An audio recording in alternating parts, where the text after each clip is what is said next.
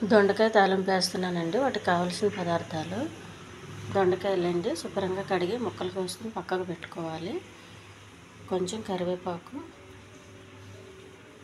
జీలకర్ర, ఆవాలు, ఉప్పు, కారం, కొంచెం మినపప్పు, కొబ్బరి, అల్లం వెల్లుల్లి పేస్టు, పల్లీలు, కొద్దిగా గరం మసాలా, ఉల్లిపాయ, పండుమిర్చి అండి. నీళ్ళు తీసుకోవాలండి. ఒక గిన్నెలో కొన్ని నీళ్ళు తీసుకొని ఇది కొంచెం ఆవిరి పైన పెట్టి ఉడికించాలి. ఉడికించానండి. వాటర్ పెట్టాను. దీనిపైన ఇది పెట్టి కొంచెం మూత పెట్టాలి. ముందుగా పెనం పెట్టుకోవాలండి. ఒక డ్రాప్ ఆయిల్ వేయాలి. ఈ పల్లీలు వేగించి పెట్టుకోవాలి పక్కకి. కొద్దిగా ఆయిల్ అండి,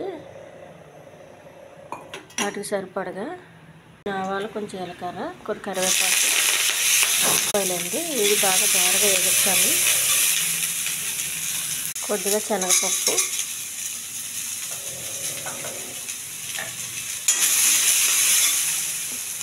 కొంచెం అల్లం వెల్లుల్లి పేస్ట్ అండి.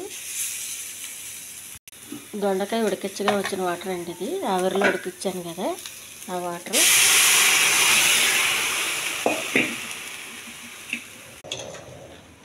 కొంచెం పసుపు అండి, కొద్దిగా ఉప్పు,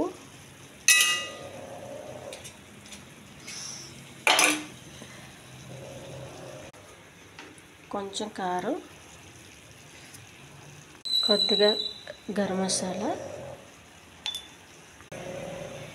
పండుమిర్చి అండి. ఈ గ్రేవీ కొంచెం బాగా దగ్గరికి రావాలి.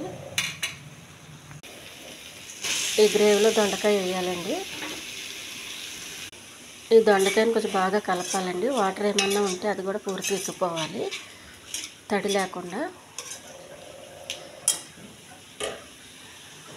తురుము పెట్టుకున్న కొబ్బరి అండి ఇది,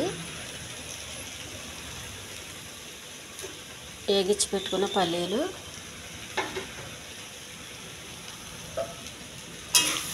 కొంచెం తురుము దీంతో బాగా కలవాలండి. ఈ పల్లీలు కూడా వేస్తే చాలా టేస్టీగా ఉంటుంది.